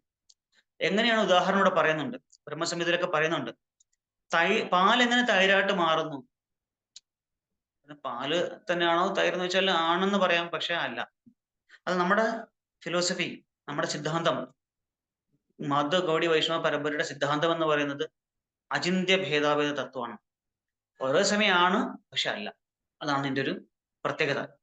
ശിവനും വിഷ്ണു ഒന്നാണോ എന്ന് ചോദിച്ചാൽ വേണമെങ്കിൽ ആയിരുന്നു, ഒന്നാണ് എന്ന് പറയാം, പക്ഷെ ഒന്നല്ല. ഗുണാവതാരം എന്നൊക്കെ പറയുന്നുണ്ട്. പക്ഷെ പാൽ എങ്ങനെ തൈരാവും? തൈരായി കഴിഞ്ഞാൽ തൈരിന് വീണ്ടും പാലെന്ന് പറയാൻ പറ്റില്ലല്ലോ. പാൽ ഉപയോഗിക്കേണ്ട സ്ഥലത്ത് ഈ തൈര് ഉപയോഗിച്ചാലും അതിനുള്ള ഫലം ഉണ്ടാവില്ലല്ലോ. അങ്ങനെയാണ്. ഇത് മനസ്സിലാക്കാൻ കുറച്ച് ബുദ്ധിമുട്ടാണ്. നിരന്തരമായിട്ടുള്ള നാമജപം, പ്രഭുപാദരുടെ ബുക്ക് വായിക്കുക, സത്സംഗം, സേവനം, ഇതൊക്കെ ചെയ്യുമ്പോൾ സ്വാധ്യായം, സാധന, സേവനം, ഈ മൂന്നും ഒരു ട്രയാങ്കിൾ പോലെയാണ്, ത്രികോണത്തിന്റെ ഓരോ വശങ്ങൾ പോലെയാണ്. ഇത് മൂന്നും നിരന്തരം ചെയ്യുന്ന ഒരു ഭക്തന് മാത്രമേ ഇതൊക്കെ മനസ്സിലാക്കാൻ പറ്റൂ. അല്ലെങ്കിൽ എന്നും അവസാനം വരെയും ഒരു കൺഫ്യൂഷൻ മാത്രമേ, ഒരു പുകമറ മാത്രമേ ഉണ്ടാവുള്ളൂ, എന്താണെന്നൊരു പിടുത്തം കിട്ടില്ല. അതുകൊണ്ട് തീർച്ചയായിട്ടും പ്രഭുപാദരുടെ ബുക്കുകൾ വായിക്കുക, സ്വാധ്യായം അതാണ് പ്രഭുപാദരുടെ ബുക്ക് വായിക്കുക, സാധന, ജപം, സേവനം. അത് ഇന്ന സേവനമൊന്നുമില്ല, ഭഗവാന്റെ ഏത് സേവനമായാലും ശരി. ഭഗവാന്റെ അമ്പലം തുടച്ച് വൃത്തിയാക്കുക, പാത്രം കഴുകുക, പച്ചക്കറി മേടിക്കാൻ പോവുക, കട്ട് ചെയ്യുക, കുക്ക് ചെയ്യുക. ചിലർക്ക് വിഗ്രഹാരാധന മാത്രമായിരിക്കും ഭഗവാൻ. അത് കുറച്ച് എന്താ പറയാ, പൂജ സർവീസ് എന്ന് പറയുമ്പോൾ ഒരു പ്രത്യേക ഒരു ഇതാ. പൂജ സർവീസ് അങ്ങനെയൊന്നുമില്ല. ഭഗവാനെ സംബന്ധിച്ച് എല്ലാം ഒരുപോലെ തന്നെയാണ്. നമ്മൾ ചെയ്യുന്ന എല്ലാ, ഭഗവാനും നമ്മളെ കൊണ്ടൊന്നും നേടാനൊന്നുമില്ല. നമ്മുടെ ഒരു ശുദ്ധീകരണത്തിന് വേണ്ടി ഭഗവാൻ ഈ അവസരങ്ങൾ തരണം മാത്രമേ ഉള്ളൂ. അതുകൊണ്ട് ഏത് സേവനമായാലും നമുക്ക് നമ്മുടെ അതോറിറ്റീസ്, നമ്മുടെ അധികാരികൾ തരുന്ന സേവനം സന്തോഷത്തോടു കൂടി ചെയ്യുക. കാരണം നമ്മൾ ജപിക്കുന്നതിന് വേണ്ടിയാണ്, ഭഗവാന്റെ സേവനം കിട്ടണമെന്നാണ് ദിവസം രാവിലെ എണീറ്റിരുന്ന് പ്രാർത്ഥിക്കുന്നത് ഹരേ കൃഷ്ണ മഹാമന്ത്രത്തിലൂടെ. അപ്പൊ അത് കിട്ടുമ്പോൾ നന്നായിട്ട് ചെയ്ത് ആ സേവനവും ചെയ്ത്, സ്വാധ്യായം പ്രഭുപാദരുടെ ബുക്ക് വായിക്കുക, പിന്നെ ജപം, സേവനം, സ്വാധ്യായം, സേവനം, സ്വാധ്യായം, സാധന.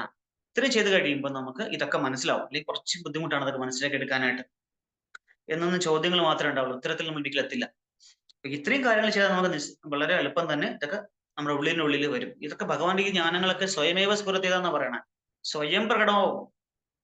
നമ്മളല്ലാതെ നമ്മുടെ ഊഹാപോഹങ്ങൾ കൊണ്ടോ നമ്മുടെ ഇന്ദ്രിയങ്ങളുടെ കഴിവ് കൊണ്ടൊന്നും ഒരിക്കലും മനസ്സിലാക്കി വലിയ ബുദ്ധിമുട്ടാണത്. ഭഗവാൻ തന്നെ സ്വയം പ്രകാശിതാക്കി തരണം നമുക്കത്. അപ്പോ ഇവിടെ എല്ലാത്തിനും ഉറവിടം ഭഗവാൻ തന്നെയാണെങ്കിലും അപ്പൊ ശിവനും വിഷ്ണുവും തമ്മിൽ ഇങ്ങനെ ഒരു വ്യത്യാസം ഉണ്ട്. പക്ഷെ പരം വൈഷ്ണവായതുകൊണ്ട് അദ്ദേഹത്തിന് നമ്മൾ നിന്ദിക്കാൻ പാടില്ല ഒരിക്കലും. കാരണം ഭഗവാൻ പറയുന്നുണ്ട്, ഭഗവാന്റെ ഭക്തന്മാരെ നിന്ദിക്കുന്നവർക്ക് ഒരിക്കലും ഭഗവാൻ മാപ്പ് കൊടുക്കില്ല. നമ്മൾ മുമ്പ് അല്ലെ, തൊട്ട് മുമ്പത്തെ ദിവസങ്ങളിൽ പറഞ്ഞു അല്ലെ, നമ്മൾ ഈ ചപ്പൽ ഗോപാലിന്റെ ചരിത്രം നമ്മൾ കണ്ടു. അതുപോലെ ഭഗവാന്റെ ഭക്തന്മാരെ ഉപദ്രവിച്ച എല്ലാവർക്കും നമ്മൾ അംബരീഷ് മഹാരാജന്റെ ആ ചരിത്രം നമ്മൾ കേട്ടു, ദുർവാസാവിന്റെ. അപ്പൊ ഇങ്ങനെ ഭഗവാന്റെ ഭക്തന്മാരെ ഉപദ്രവിക്കുന്നവർ ഒരിക്കലും ഭഗവാൻ വെറുതെ വിടില്ല. ഭഗവാൻ അത് എണ്ണി വെച്ചിട്ട് അതിന് തീർച്ചയായിട്ടും ഒരു പ്രതികാരം, ഒരു പകരം ഭഗവാൻ അത് കൊടുക്കും. കാരണം ഭഗവാന്റെ ഭക്തന്മാർ അത്രയും പ്രിയപ്പെട്ടവരാണ് ഭഗവാന്. ഭഗവാന്റെ ഭക്തന്മാർ എത്ര എന്താ പറയാ, ഭഗവാന് സേവനം ചെയ്യുന്ന ചെറിയ സേവനമായാലും അതിനെ ഭഗവാൻ അത് കൂട്ടിവെച്ച് അതിന്റെ ഇരട്ടിയായിട്ട് ഭഗവാൻ നമ്മൾ അനുഗ്രഹം തരികയും അല്ലെ, സ്വല്പം അപ്യസ് ധർമ്മസ്യ, ചെറിയൊരു സേവനം ചെയ്തപ്പോഴും ഭഗവാൻ വലിയ തൊട്ടെടുക്കും. നമ്മൾ ചെറിയ കുട്ടികളെ കണ്ടില്ലേ, ചെറിയ നമ്മള് എന്താ പറയാ, നമ്മളൊരു ചോക്ലേറ്റ് മേടിച്ചു കൊടുത്താൽ അവർ അതിന്റെ ഒരു കഷ്ണം കൊണ്ട് നമ്മുടെ വായിൽ വെച്ചിട്ട് നമുക്ക് അത്രയും ഒരു സന്തോഷമാണ് ഉണ്ടാവുക. അതുപോലെ തന്നെ ഇതൊക്കെ ഭഗവാന്റെയാണ്. എങ്കിൽ നമ്മൾ ഭഗവാൻ വേണ്ടിയിട്ട് പ്രത്യേകിച്ച് സേവനം ചെയ്താലും ചെയ്തില്ലെങ്കിലും ഭഗവാനൊന്നുമില്ല. ഭഗവാൻ പ്രത്യേകിച്ച് ഒരു നമ്മളൊക്കെ വളരെ വളരെ വളരെ വളരെ ഇൻസിഗ്നിഫിക്കന്റ് ആണ്. നമ്മളൊക്കെ വെറും നിസ്സാരന്മാരാണ് ഈ പ്രപഞ്ചത്തിന് മുമ്പിൽ. ഒരു ചെറിയ നമ്മൾ ബ്രഹ്മാണ്ടത്തിന്റെ വലിപ്പമൊക്കെ നോക്കിക്കഴിഞ്ഞാൽ അറിയാം, നമ്മൾ വളരെ ഒരു എന്താ പറയാ, ഭഗവാനെ സംബന്ധിച്ച് കടുകുമണിയുടെ അത്ര പോലും ഒരു അമീബയുടെ അത്ര പോലും നമുക്കൊരു വാല്യൂ ഇല്ല നമുക്ക് സത്യം പറഞ്ഞാൽ ഈ ലോകത്തില്. ഒരു മനുഷ്യൻ എന്ന് പറയുമ്പോൾ ഒരു സാധാരണ ഒരു നിസ്സഹായനായിട്ട് ഒരു ജീവി മാത്രമാണ് മനുഷ്യൻ.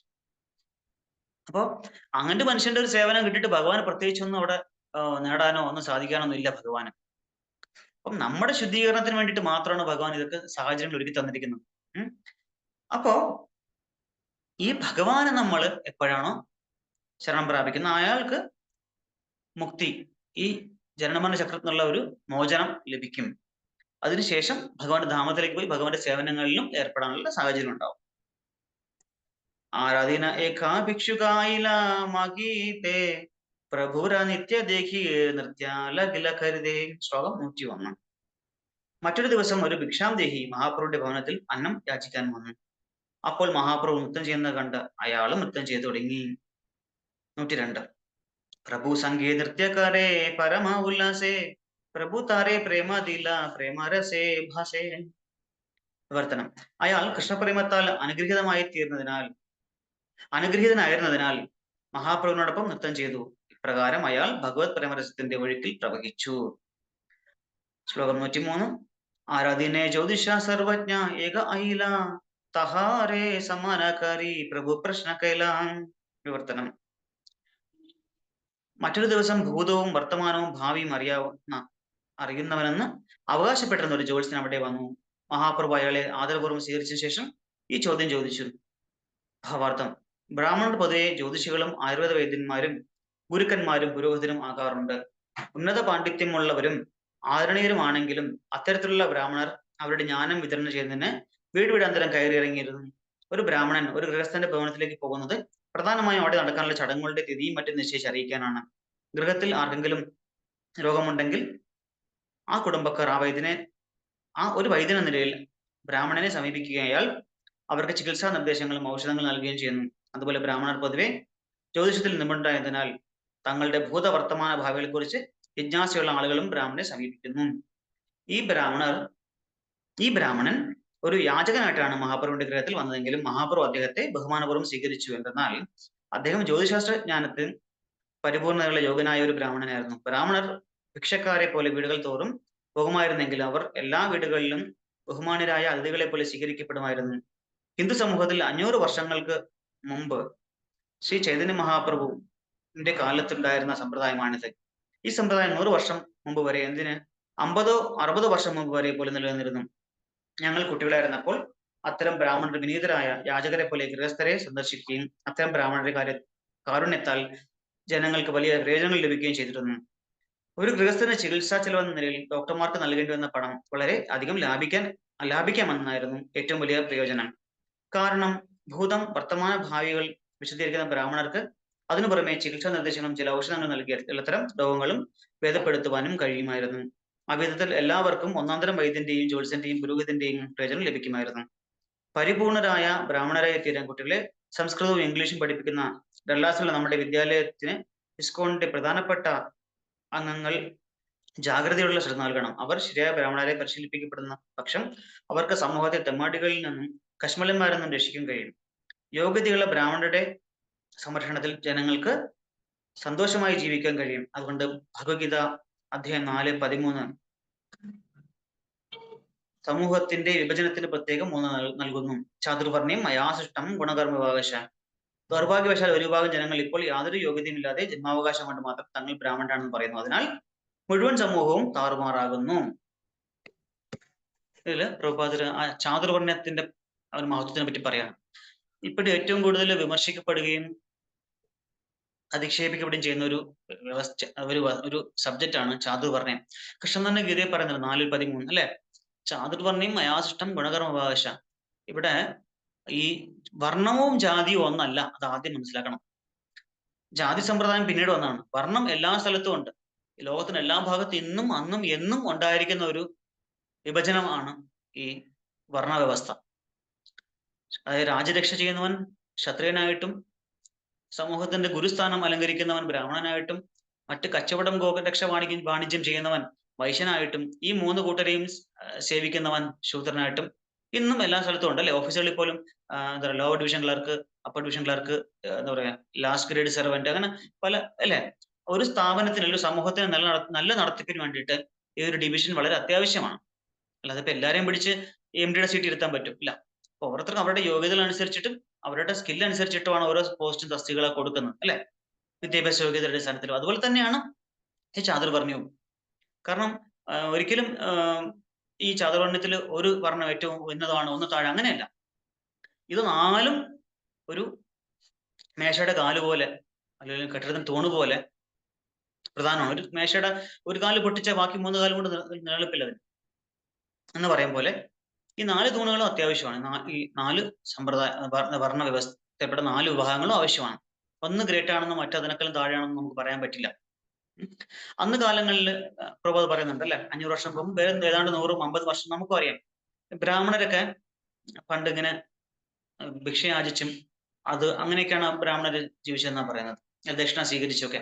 ഇന്നത്തെ പോലെ എന്താ പറയാ, ജ്യോതിഷം കുറച്ച് അവിടെ ഇവിടെയും പഠിച്ച്, കുറച്ച് വാലും കഷ്ണമൊക്കെ പഠിച്ച്, അതുപോലത്തെ കുറച്ച് മന്ത്രങ്ങൾ. ഇപ്പൊ മരണത്തിനും പറയേണ്ട മന്ത്രം വിവാഹത്തിന് പറഞ്ഞാൽ, വിവാഹത്തിന് പറഞ്ഞ മന്ത്രം മരണത്തിന് പറഞ്ഞാൽ ആർക്കും അറിയാനൊന്നും പോണില്ല. ഇത് വലിയ സംഭവമാണെന്ന് കൈയടിച്ച് കൈ നിറയെ പൈസയും കൊടുത്തു വിടും. ഇപ്പൊ ആർക്കാണ് ഇതിനെപ്പറ്റി അറിയുന്ന പറയാം, മന്ത്രങ്ങളെ പറ്റിയോ സംസ്കൃതത്തെ പറ്റിയോ ഒന്നും ആണ് പ്രഭുപാദ് പറഞ്ഞത്. അന്ന് അവിടെ പ്രഭുപാദ് ഈ ബുക്ക് എഴുതുന്ന സമയത്ത് അവിടുത്തെ ഗുരുകുലത്തിലുണ്ടായിരുന്ന കുട്ടികൾക്ക് ശരിയായ രീതിയിൽ സംസ്കൃതവും ഇംഗ്ലീഷും പഠിപ്പിക്കുന്നതിനൊപ്പം തന്നെ ഇതൊക്കെ പഠിപ്പിച്ച് അവരെ ശരിക്കുള്ള ഒരു ബ്രാഹ്മണനാക്കി മാറ്റണം എന്ന് പറയുന്നുണ്ട്. അപ്പൊ ബ്രാഹ്മണൻ എന്ന് പറയുന്നത് ഒരു ജന്മാവകാശം അല്ല. നമ്മൾ മഹാഭാരതത്തിൽ കാണുന്നുണ്ട് അല്ലെ, മറ്റു പുരാണങ്ങളിലൊക്കെ കാണുന്നുണ്ട്.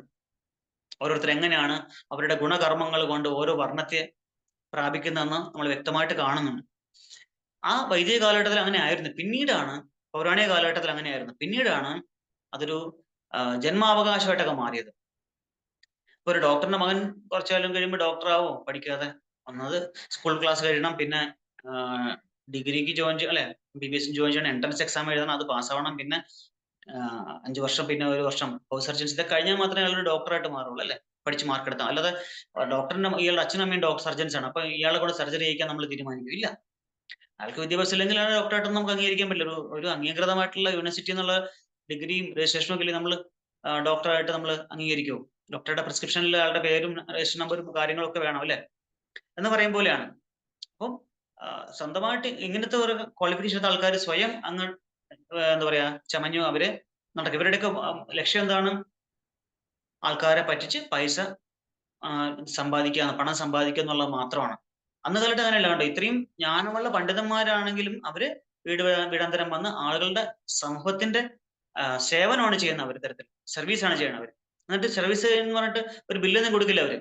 ഇത് ഇന്ന എന്താ പറയാ പല എന്താ പറയാ പല ഹെഡിങ്ങിലും ഓരോ എമൗണ്ട് എഴുതി പെർസെന്റേജ് ഒക്കെ എഴുതി ലാസ്റ്റ് ബില്ല് കൊടുക്കുന്ന സർവീസ് ടാക്സ് ഒക്കെ കൊടുത്ത് ബില്ല് കൊടുക്കുന്ന അല്ല. ഇവര് വരും, അവരുടെ ജ്ഞാനം പകർന്നു കൊടുക്കും. ഇപ്പൊ അത് ഈ ബ്രാഹ്മണന്റെ ഇപ്പൊ വേദാംഗമാണല്ലോ ജ്യോതിഷം. ഇപ്പൊ എല്ലാ ബ്രാഹ്മണനും നിങ്ങൾ ബ്രാഹ്മണൻ എന്ന് പറഞ്ഞ ആള് ഈ ശാസ്ത്രങ്ങൾ വേദാംഗങ്ങൾ പഠിച്ചിരിക്കണമെന്നാണ് അല്ലെ? ജ്യോതിഷം, ഛന്ദസ്, നിരുക്തം എന്ന് പറയുന്ന വേദാംഗങ്ങൾ പഠിച്ചിരിക്കണമെന്നാണ്. എങ്കിലേ ബ്രാഹ്മണനാവുള്ളൂ. അല്ല വെറുതെ പേരിനാണ് ദ്വിജബന്ധു എന്നാണ് പ്രഭുപാദ് പലയിടത്തും പറയുന്നത്. ബ്രാഹ്മണന്റെ ഗുണങ്ങളോ ജ്ഞാനമോ ക്വാളിറ്റിയോ ഒന്നും ഇല്ലെങ്കിൽ ദ്വിജബന്ധു, ദ്വിജന്റെ ബന്ധു എന്നേ പറയുള്ളൂ, അല്ല ദ്വിജൻ എന്ന് പറയാൻ പറ്റില്ല. ബ്രാഹ്മണൻ എന്ന് പറയാം, ദ്വിജശ്രേഷ്ഠൻ എന്ന് പറയാൻ പറ്റില്ല, ദ്വിജബന്ധു എന്നേ പറയാൻ പറ്റൂ. ദ്വിജശ്രേഷ്ഠൻ എന്ന് വെച്ചാൽ ഈ രണ്ട് ജന്മം എടുക്കുന്നതിൽ, രണ്ടാം ജന്മം ഉള്ളതിൽ വേദ മന്ത്രങ്ങളിൽ കൂടെ എടുക്കുന്ന രണ്ടാം ജന്മം, അതായത് ദീക്ഷ, അതിലൂടെ എടുക്കുന്നതിൽ വെച്ചിട്ട് ഗുരുവിൽ കൂടെ എടുക്കുന്ന ഉപനയനത്തിലൂടെ എടുക്കുന്ന രണ്ടാം ജന്മം, അതിലുത്തമനായിട്ടുള്ളതാണ് ദ്വിജോത്തമൻ എന്ന് പറയുന്നത് ബ്രാഹ്മണൻ. ദ്വിജബന്ധു എന്ന് വെച്ചാൽ ഇവരുടെയൊക്കെ ബന്ധുക്കളായിട്ട് വരും, പക്ഷെ ഒരിക്കലും ആ ഒരു ക്വാളിറ്റി ഒന്നും നമുക്ക് അവിടെ പ്രതീക്ഷിക്കാൻ പറ്റില്ല. അപ്പോ അന്ന് കാലത്ത് ബ്രാഹ്മണർ ഗ്രഹങ്ങൾ തോറും ഇങ്ങനെ സഞ്ചരിച്ച് അവർക്ക് വേണ്ടുന്ന നിർദ്ദേശങ്ങളും കൊടുത്ത് സഹായമൊക്കെ ചെയ്ത് സർവീസ് ചെയ്ത് കിട്ടുന്നത് എന്താണോ അതും മേടിച്ചുകൊണ്ട് പോകുന്നു. അല്ലാതെ എങ്ങനെയല്ല പ്രശ്നം നോക്കുന്നതിന് എത്ര, ഒരു ജാതകത്തിന് ഇത്ര രൂപ, മുഹൂർത്തം നോക്കാൻ എത്ര രൂപ, പൊരുത്തം നോക്കാൻ എത്ര രൂപ എന്ന് മറ്റേ എന്താ പറയാ ഈ കടകളിൽ ചാർട്ട് എഴുതി തൂക്കിക്കല്ലോ അല്ലെ, വിലവരെ പട്ടിക. പിന്നെ ഏലസുകൾ, ഒരു കൂട്ടം ലിസ്റ്റ് ഓഫ് എന്താ പറയാ ഏലസുകളും ദേഹരക്ഷകളും എന്ന് പറഞ്ഞിട്ട് അങ്ങനെ യന്ത്രങ്ങൾ, ഈ യന്ത്രങ്ങൾ സൂക്ഷിച്ചാൽ നിങ്ങൾക്ക് ഇത് എന്താ പറയാ വശ്യയന്ത്രം, അതുപോലെ തന്നെ ജഗൻമോഹന യന്ത്രം എന്നൊക്കെ പറഞ്ഞ പല പല യന്ത്രങ്ങളൊക്കെ അവര് തന്നെ പുതിയ യന്ത്രങ്ങൾ കണ്ടുപിടിക്കും. ഇതൊക്കെ അങ്ങനെ എഴുതി ബോർഡിൽ എഴുതി പ്രൈസ് ഒക്കെ ഒട്ടിച്ച് വെച്ചേക്കും, വീടിന്റെ ഫ്രണ്ട് അല്ലെങ്കിൽ ഓഫീസിന്റെ ഫ്രണ്ടിൽ തന്നെ വെച്ചേക്കും. ഇതെല്ലാം വന്നിട്ട് നോക്കി ഭൗതികമായിട്ട് അത്രയും ആഗ്രഹമുള്ള ആൾക്കാർ എന്ത് ചെയ്യും, അതിലൊന്ന് തലവെച്ചു കൊടുത്ത് തട്ടിപ്പുകളും പറ്റി കുബേര കുഞ്ചി അങ്ങനെ കുറെ എന്തൊക്കെ ഉണ്ടല്ലോ, കാണുന്നുണ്ടല്ലോ ഇപ്പൊ. അപ്പൊ അങ്ങനെയൊക്കെ പല തട്ടിപ്പുകളും കലിയുഗത്തിൽ ഉണ്ട്. അങ്ങനെയൊന്നും അല്ല യഥാർത്ഥത്തിൽ ബ്രാഹ്മണൻ ചെയ്യേണ്ടത്. കഷ്ടപ്പെട്ട് ശാസ്ത്രം പഠിച്ച ആ ശാസ്ത്രം സമൂഹത്തിന്റെ ഉന്മനത്തിൽ, അതുകൊണ്ടാണ് ബ്രാഹ്മണർക്ക് അന്ന് കാലഘട്ടത്തിൽ പ്രഭുപാദ് പറയുന്നത് അവിടെ അത്രയും ബഹുമാനം ഉണ്ടായിരുന്നു. കാരണം ഇത് പഠിച്ചിട്ട് അവര് സേവനമായിട്ട് ചെയ്യുന്നത്. അപ്പൊ അവരെ അറിഞ്ഞ് സഹായിക്കുക, അറിഞ്ഞ് ദക്ഷിണ കൊടുക്കുക എന്നുള്ളത് അന്നത്തെ സമൂഹത്തിന്റെയും കടമയായിരുന്നു. അപ്പൊ അവർക്കതിനുള്ള ഒരു ജ്ഞാനവും അവർക്കുണ്ടായിരുന്നു, ശരിയായിട്ടുള്ള ഉത്തരം പറഞ്ഞു കൊടുക്കാനും ആൾക്കാരെ അവർക്ക് വൈദ്യവും കുറച്ച് മരുന്നുകളെ പറ്റി അറിയായിരുന്നു. അപ്പൊ ഇവരുടെ സമയം നോക്കി ഇപ്പൊ നമുക്ക് തന്നെ ഇപ്പം ഒരു ജ്യോതിഷത്തിന്റെ ഒരു പ്രത്യേക ശാഖയാണ് ഇപ്പോൾ വളരെയധികം ഡെവലപ്പ് നടത്തിക്കൊണ്ടിരുന്ന ഒരു ശാഖയാണ് മെഡിക്കൽ ആസ്ട്രോളജി എന്ന് പറഞ്ഞിട്ട്. നമ്മുടെ ജാതകം നോക്കിയിട്ട് ഇന്ന രോഗങ്ങൾ വരാൻ സാധ്യത ഒക്കെ നമുക്കതിനകത്ത് പറയാൻ പറ്റും, പ്രിക്കോഷൻ എടുക്കാൻ പറ്റും ഒക്കെ. നമുക്ക് അങ്ങനെ പലതും നമുക്ക് കണ്ടുപിടിക്കാൻ പറ്റും അതിനകത്ത്, വളരെ ഡീപ്പായിട്ട് പഠിച്ച് സ്റ്റഡി നടത്തി കഴിഞ്ഞാൽ അത് ചെയ്യാൻ പറ്റും. അങ്ങനെയൊക്കെ അന്നൊന്നും അങ്ങനെ പ്രത്യേകിച്ച് ഒരു പ്രത്യേക ബ്രാഞ്ചൊന്നും അല്ല, ആ ജ്യോത്സ്യന്മാർക്ക് എല്ലാം അറിയാതിനെ പറ്റിയിട്ട്. ഒരാൾക്ക് എങ്ങനെ പഠിച്ചാൽ ഏതിലോട്ട് പോവാം, അയാളുടെ ജാതക പ്രകാരം അയാൾക്ക് ഏതിൽ ടേസ്റ്റ് ഉണ്ട്, അയാൾക്ക് ഏത് ഫീൽഡിൽ പോയാൽ ശോഭിക്കാൻ പറ്റും, അങ്ങനെ പല കാര്യങ്ങളും നമുക്ക് അറിയാൻ പറ്റും അതിനകത്ത്. അതറിഞ്ഞ് പ്രിക്കോഷൻ എടുക്കുക. അപ്പൊ എന്ന് വെച്ചാൽ ജ്യോതിഷം എന്ന് പറഞ്ഞാൽ അന്ധമായിട്ട് വിശ്വസിച്ച് അതിന്റെ പുറകെ പോയി ഒന്ന് തുമ്മിയാലോ അല്ലെങ്കിൽ ഒന്ന് കാല് തട്ടിയാലോ പോയിട്ട് ജ്യോത്സ്യന്റെ അടുത്ത് പോയി, ജ്യോത്സ്യരെ ഈ ജ്യോത്സ്യർ ഇന്ന് ഞാൻ ഏത് ഡ്രസ്സ് ഇടണം, വെള്ള ഇടണം, മഞ്ഞ ഇടണം, പച്ച ഇടണം, ഇങ്ങനെ നമ്മൾ ജ്യോതിഷത്തിന് അടിമയായിട്ട് പോകാനൊന്നും പാടില്ല. എന്താ പറയാ ഇങ്ങനെ എന്തെങ്കിലും അസുഖം വരുന്ന സമയം അങ്ങനെ വല്ല ക്രിട്ടിക്കൽ സിറ്റുവേഷൻ നമുക്ക് ഇതൊക്കെ സഹായം എടുക്കുന്ന തരില്ല. പക്ഷെ നമ്മൾ അതിന്റെ പുറകെ ഇങ്ങനെ പോകാൻ പാടില്ല. പിന്നെ ഭഗവാനെ ശരണം പ്രാപിച്ച വ്യക്തിക്ക് നോക്കേണ്ട ആവശ്യമില്ല. എല്ലാ ഗ്രഹങ്ങളുടെയും അല്ലെ, എല്ലാ ഗ്രഹങ്ങളുടെയും സൂര്യചന്ദ്രന്മാരുടെയും ഒക്കെ അധിപതിയായിട്ടുള്ള രാജാ സമസ്ത സുരമൂർത്തി അശേഷ തേജ അല്ലെ, എല്ലാ ഗ്രഹങ്ങളുടെയും ഒക്കെ അധിപതിയായിട്ടുള്ള ഭഗവാൻ അല്ലെ. നമുക്ക് ഇനി ഒരു കമ്പനിയുടെ സിഇഒ അല്ലെങ്കിൽ അതിന്റെ ഉടമസ്ഥനെ നമുക്ക് വളരെ അടുത്തറിയാൻ നമ്മുടെ വളരെ ഫ്രണ്ട്ലി ആണ് എങ്കിൽ നമ്മൾ അവിടുത്തെ പിയൂണിനെ പോയി നമ്മൾ അല്ലെങ്കിൽ അവിടുത്തെ ക്ലർക്കിനെ നമ്മൾ പോയി കാല് പിടിക്കേണ്ട ആവശ്യമൊന്നുമില്ല എന്ന് പറയും പോലെ ഈ ഗ്രഹങ്ങളെല്ലാം ഭഗവാന്റെ തന്നെ നിർദ്ദേശാനുസരണം പ്രവർത്തിക്കുന്നവരാണ്. അതുകൊണ്ട് ശുദ്ധഭക്തന്മാർക്ക് ഇതിന്റെ ഒന്നും പറയാൻ പോകേണ്ട ആവശ്യമില്ല. പക്ഷെ അന്ന് കാലഘട്ടങ്ങളിൽ ഇങ്ങനെയൊക്കെ ചെയ്തിട്ടുണ്ടായിരുന്നു. ജ്യോതിഷങ്ങളുടെ ഒരുപാട് ഉപയോഗങ്ങളൊക്കെ അന്ന് ഉണ്ടായിരുന്നു, ഇപ്പോഴും ഉണ്ട്. പക്ഷെ ഈ ജ്യോതിഷത്തിന് പുറകെ അന്ധമായിട്ട് പോകുന്നത് അത്ര ശരിയായിട്ടുള്ള കാര്യം അല്ല. നമ്മൾ ശരിക്കും നമ്മുടെ ഫോക്കസ് നമ്മൾ മറന്നുപോകും. നമ്മൾ പിന്നെ പോയി ജ്യോത്സ്യന്മാർ പറയും ഇന്ന ദേവത ചെയ്യും, ഇത് ചെയ്യും, അത് ചെയ്യും. അവരും ഇതുകൊണ്ട് അവർക്കാണ് എന്താ പറയാ വളരെയധികം ഗുണമുണ്ടാകുന്നു. പണ്ട് സ്കൂളിൽ പഠിക്കുമ്പോൾ ഒരു രുദ്രാക്ഷ മഹാത്മ്യം എന്നൊരു ചെറിയൊരു തമാശ ആയിട്ടുള്ള ഒരു ഹാസ്യം ഒരു ഭാഗം പഠിക്കാനുണ്ടായിരുന്നു. അതിൽ ഒരു പൈസയ്ക്കും വഴിയില്ലാത്ത ഒരാള് അവരെന്ത് കുറച്ച് പൈസ വിരിച്ചിട്ട് അവര് പേപ്പറിൽ പരസ്യം കൊടുക്കും. അന്ന് കാലത്ത് നടക്കുന്നത് 10-70 വർഷം മുമ്പാണ്. പേപ്പറിൽ പരസ്യം കൊടുത്തിട്ട് പറയും രുദ്രാക്ഷം ഹിമാലയത്തിൽ കൊണ്ടുവന്ന വിശേഷപ്പെട്ട രുദ്രാക്ഷമാണ് ഇത് ഉപയോഗിച്ച് കഴിഞ്ഞാൽ വലിയ സമ്പത്തും ധനവും ഒക്കെ ഉണ്ടാവും എന്നൊക്കെ പറഞ്ഞിട്ട് പരസ്യം. അങ്ങനെ ഇവർക്ക് ഒരുപാട് ഓർഡർ കിട്ടും. അങ്ങനെ ഓർഡർ എല്ലാം അയച്ചു കൊടുത്ത് ഒരുപാട് പൈസ കണ്ടുപിടിക്കും. അപ്പോഴേ അവസാനം ഇവർ പറയുന്നതാണ് ഇതാണ് രുദ്രാക്ഷ മഹാത്മ്യം. എന്താണ്? രുദ്രാക്ഷം കൊണ്ട് പൈസ കിട്ടും. ആർക്ക്? നീ മേടിക്കുന്നവർക്കല്ല, വിൽക്കുന്നവർക്ക്. ഇപ്പൊ രുദ്രാക്ഷം ശക്തി ഉണ്ടോ ഇല്ലേ എന്നുള്ളതാണ്. എന്ന് പറയും പോലെ ഈ തട്ടിപ്പിനൊന്നും നമ്മൾ ഇരയാവാൻ പാടില്ല. പക്ഷെ അന്ന് കാലത്ത് അത്രയും ക്വാളിഫൈഡ് ആയിട്ടുള്ള സത്യസന്ധരായിട്ടുള്ള ബ്രാഹ്മണരൊക്കെ ഉണ്ടായിരുന്നു. അവർ വീടുകളിൽ വന്നിട്ട് അവരൊന്നും ഇത് ഞാൻ പറഞ്ഞു വന്നത് അവരൊന്നും ഡിമാൻഡ് ചെയ്യില്ല. എനിക്ക് ഇത്ര ഫീസ് ഇത്രയാണ് അങ്ങനെയൊന്നും പറയില്ല അവര്. അവര് എന്താ പറയാ ഭിക്ഷുക്കളെ പോലെ വന്ന് സേവനം ചെയ്യും. എന്ത് കൊടുക്കുന്നു? ചിലപ്പം ഭക്ഷണമായിരിക്കും, ചിലപ്പോൾ അരിയായിരിക്കും. അത് സ്വീകരിച്ചു പോയി അവരവരുടെ കുടുംബം നോക്കി നടത്തും. അങ്ങനെയാണ് ഇതൊക്കെ നടന്നത്. അല്ലാതെ ഈ ബ്രാഹ്മണൻ ഇതൊക്കെ അറിയണം, എങ്കിൽ മാത്രമേ ബ്രാഹ്മണൻ എന്ന് പറയാൻ പാടുള്ളൂ. വേദാംഗങ്ങളും പഠിച്ച് അതിന്റെ പ്രായോഗിക പരിശീലനം നേടി ജനനന്മയ്ക്ക് വേണ്ടി പ്രവർത്തിക്കുന്ന വ്യക്തിത്വങ്ങളെ മാത്രമേ നമുക്ക് ബ്രാഹ്മണരായിട്ട് കൺസിഡർ ചെയ്യാൻ പറ്റുള്ളൂ. അവർ അന്ന് അതുകൊണ്ട് അങ്ങനത്തെ ആൾക്കാർ പണ്ട് ഉണ്ടായിരുന്നു. അതുകൊണ്ടാണ് അവർക്ക് ഇത്രയും ബഹുമാനം കൊടുക്കുന്നത്. ഇന്നൊക്കെ ആണെങ്കിൽ നമ്മൾ ഭിക്ഷക്കാരൻ തന്നെ നമ്മൾ എന്തായാലും കല്ലെറിഞ്ഞ് ഓടിക്കും. പണ്ട് അങ്ങനെയല്ല. ഇവരെ സ്വീകരിച്ച് ആനയിച്ചിരുത്തി അവരെ വേണ്ട ശുശ്രൂഷകളെ ചെയ്ത് അവരിൽ നിന്ന് വേണ്ട ജ്ഞാനം സ്വീകരിച്ച് അവരെ തൃപ്തിയാക്കി പറഞ്ഞു വിടുന്നതാണ് ഒരു ഗൃഹസ്ഥന്റെ കടമ അന്ന് കാലഘട്ടങ്ങളിലായിരുന്നത്. പക്ഷെ ഇപ്പൊ എന്ത് പറ്റി? ഇതെല്ലാം ഒരു പേരിന്റെ വാലിന്റെ അറ്റത്തൊരു അയാളുടെ കുലമഹിമ സൂചിപ്പിക്കുന്ന ഒരു സർനെയിം ഉണ്ടെങ്കിൽ എല്ലാം ആയി എന്നുള്ളൊരു ധാരണയാണ് ഇന്ന് പ്രധാനമായിട്ടും കേരളത്തിൽ. പക്ഷെ ഈ വാലില്ലാത്ത ആൾക്കാർ എത്ര കേമന്മാരായാലും സത്യസന്ധരായാലും അവിടെ പ്രത്യേകിച്ച് വേറെ വാല്യൂ ഒന്നും കൊടുക്കുക. ഞാൻ നേരിട്ട് അനുഭവിച്ചുള്ള ഒരു കാര്യം പറയുന്നതാണ്, കണ്ടിട്ടുള്ള കാര്യമാണ്. കൊടുക്കില്ല അവർ. പക്ഷെ ഒന്നും അറിയില്ല, ഒരു നിഷ്ഠയുമില്ല, ഒരു ബ്രാഹ്മണന്റെ ഒരു ധർമ്മം അനുഷ്ഠിക്കുന്നില്ല. ഇങ്ങനെ പബ്ലിക്കായിട്ട് പറയാൻ പറ്റില്ലെങ്കിൽ ഒരുപാട് കാര്യങ്ങൾ കണ്ടിട്ടുണ്ട്, അറിഞ്ഞിട്ടുമുണ്ട്. നമുക്ക് ബ്രാഹ്മണനാണെന്ന് പറയാൻ പോലും പറ്റാത്ത ഒരു കാര്യങ്ങളിൽ ഏർപ്പെടുന്ന ആൾക്കാര് ഇതൊക്കെ പോണോലായിട്ട് അവർ ഇതിന്റെ ജ്യോതിഷമായിട്ടും അല്ലെങ്കിൽ പൂജയും താന്ത്രികം എന്ന് പറഞ്ഞ് നടക്കുന്ന ആൾക്കാർ നല്ല ആൾക്കാരുണ്ട്. എല്ലാവരും ആക്ഷേപിക്കാൻ പാടില്ല, ജനറലൈസ് ചെയ്യാൻ പാടില്ല. എങ്കിൽ പോലും കുറെ ആൾക്കാർ ഇങ്ങനത്തെ ആൾക്കാരുണ്ട്. വെറും ഒരു പേര്, കുലമഹിമ, കുലത്തിന്റെ പേര് അല്ലെങ്കിൽ തറവാടിന്റെ പേരുള്ളതുകൊണ്ട് മാത്രം, ഒരു സർനെയിം ഉള്ളതുകൊണ്ട് മാത്രം വലിയ ഗ്രേറ്റ് ആയിട്ട് ആദരിക്കപ്പെടുന്ന ആൾക്കാരും. അതാണ് പ്രഭുപാദ് പറയുന്നത്. വെറും ഒരു ജന്മത്തിന്റെ പേര്, ജനിച്ച കുലത്തിന്റെ പേരിൽ അല്ലെങ്കിൽ ആ ഒരു ജന്മാവകാശമായിട്ട് ഇതൊക്കെ അനുഷ്ഠിക്കുന്നവര്. അതുകൊണ്ടാണ് ചില പ്രഭുപാദർ ഇങ്ങനെ ഒരു പ്രസ്ഥാനം വെസ്റ്റേൺ കൺട്രീസിൽ പോയിട്ട് തുടങ്ങിയിട്ട് ഓരോ വ്യക്തികളെയും ഒരു ശുദ്ധ ബ്രാഹ്മണരായിട്ടും വൈഷ്ണവരായിട്ടും എടുത്ത ആളാണ് ശില പ്രഭുപാദ്. അല്ലെ, നമുക്കറിയാം ഹിപ്പികളായിട്ടുള്ള ആൾക്കാരെ വരെ ഉത്തമ വൈഷ്ണവർ, ബ്രാഹ്മണനെക്കാളും വളരെ ഉയർന്ന അവസ്ഥയാണ് ഒരു വൈഷ്ണവന്റെ അവസ്ഥ എന്ന് പറയുന്നത്. ആ ഒരു അവസ്ഥയിൽ ഈ ഭക്തന്മാരെ കൊണ്ട് എത്തിച്ച ഒരു മഹാത്മാവാണ് ശില പ്രഭുപാദ്.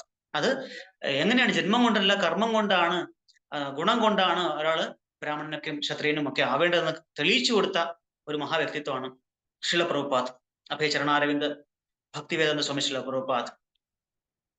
ശില പ്രഭുപാദരുടെ കൃപ കൊണ്ട് മാത്രമാണ് നമ്മളൊക്കെ ഇന്ന് ഭക്തന്മാരായിട്ടുണ്ടെങ്കിൽ അദ്ദേഹത്തിന്റെ കൃപ ഒന്നുകൊണ്ട് മാത്രമാണ്.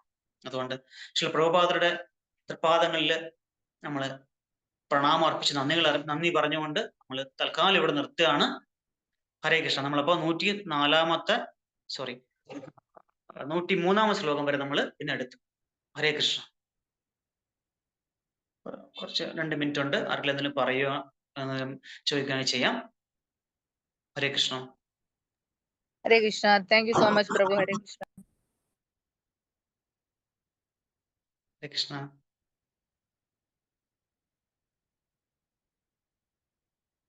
അതൊക്കെ ഒന്നും പറയണ്ടെന്ന് തോന്നുന്നു അല്ലെ?